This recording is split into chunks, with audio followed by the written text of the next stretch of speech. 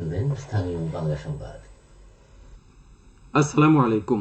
সন্ধে ৭টা, বাংলাদেশ বেতার, সিলেট। সংবাদ পড়ছি মোহাম্মদ ফয়সাল উদ্দিন। সিলেটের সার্বিক বন্যা পরিস্থিতির আরও উন্নতি হয়েছে। ধীর গতিতে কমছে নদ নদীর পানি, তবে এখনও বিপদসীমার উপরে রয়েছে সুরমা ও কুশিয়ারার ৩টি পয়েন্টের পানি। এছাড়া অন্যান্য নদীর পানি বিপদসীমার নিচে প্রবাহিত হচ্ছে। বাড়িঘর ও আঙ্গিনা থেকে বন্যার পানি নেমে যাওয়ায় বন্যা কবলিত সিলেট সিটি সহ ১৩টি উপজেলায় জনজীবন স্বাভাবিক হতে শুরু করেছে। বন্যা ও পরবর্তী সময়ের কথা বিবেচনায় নিয়ে বিভাগ জুড়ে কাজ করছে স্বাস্থ্য বিভাগের ৩৯৪টি মেডিকেল টিম। পানি বিশুদ্ধকরণ ট্যাবলেট বিভিন্ন জায়গায় পৌঁছে দেওয়া হচ্ছে। এদিকে জেলার গোয়াইনঘাটে স্থাপন করা হয়েছে ভ্রাম্যমাণ ওয়াটার ট্রিটমেন্ট প্ল্যান্ট। বিভিন্ন ইউনিয়নে গত ২১শে জুন থেকে প্রতিদিন বিশুদ্ধ পানি সরবরাহ করা হচ্ছে। এলাকায় স্বাস্থ্য সেবা দিতে কাজ করছেন উপজেলা স্বাস্থ্য ও পরিবার পরিকল্পনা কর্মকর্তারা। বিনামূল্যে ওষুধ বিতরণ করা হচ্ছে। ইতোমধ্যে ৩ লাখ পানি বিশুদ্ধকরণ ট্যাবলেট বিতরণ করা হয়েছে।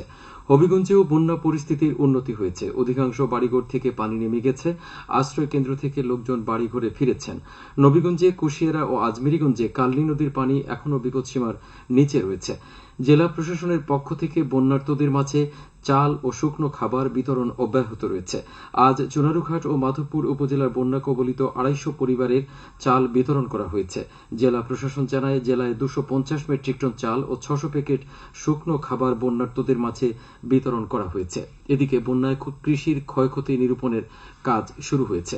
কৃষি বিভাগ বন্যা কবলিত চুনারুঘাট, মাধবপুর, নবীগঞ্জ, বাহুবল, আজমেরীগঞ্জ ও বানিয়াচং উপজেলায় ক্ষয়ক্ষতির জরিপ চালাচ্ছে। ক্ষতিগ্রস্তদের সহায়তার আশ্বাস দেওয়া হয়েছে বলে জানিয়েছেন কৃষি সম্প্রসারণ অধিদপ্তর। বন্যা কবলিত এলাকায় ১২৬টি আশ্রয় কেন্দ্রে এখন পর্যন্ত ৭,৪৬৮ জন অবস্থান করছেন। এসব এলাকায় ৫৪টি মেডিকেল টিম কাজ করছে।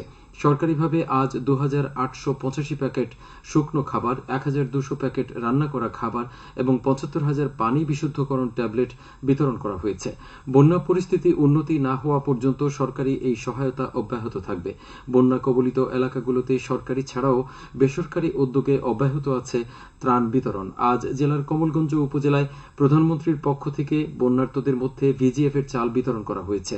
পতনুসার ইউনিয়ন পরিষদে আয়োজিত অনুষ্ঠানে ৩০০ জনকে ১০ কেজি করে চাল প্রদান করা হয়। উপজেলা দুর্যোগ ব্যবস্থাপনা অধিদপ্তর এই উদ্যোগ নেয়। জনশুমারি ও গৃহ গণনা ২০২২-এর রিপোর্ট আনুষ্ঠানিকভাবে প্রকাশ করা হয়েছে আজ মৌলভীবাজারে।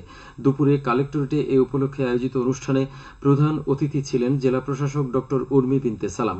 অনুষ্ঠানে জানানো হয়, মৌলভীবাজার জেলার মোট জনসংখ্যা ২১,২৩,৪৪৪ জন। এর মধ্যে পুরুষ ১০,২০,৭৩২ এবং নারী ১১,০২,৭১২ জন।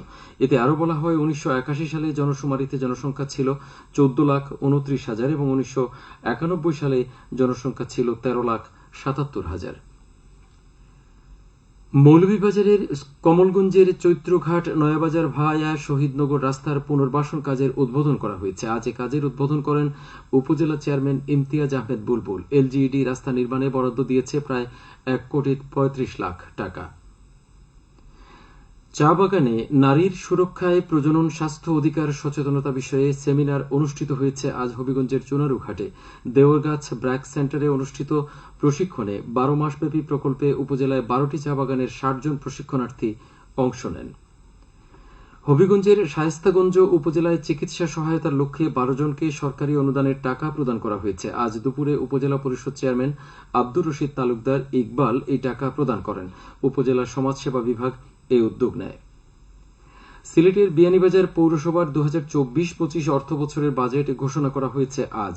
পৌরসভা হলরুমে ৬২,৮৫,০০০ টাকার প্রস্তাবিত বাজেট পেশ করেন পৌর মেয়র ফারুকুল হক।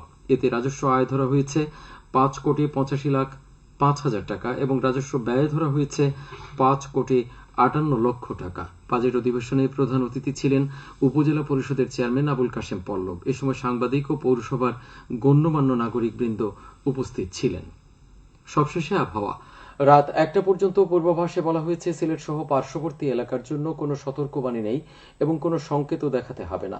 আজ সিলেটের সর্বোচ্চ তাপমাত্রা ছিল ৩৩.৪ ডিগ্রি এবং সর্বনিম্ন ২৭.২ ডিগ্রি সেলসিয়াস।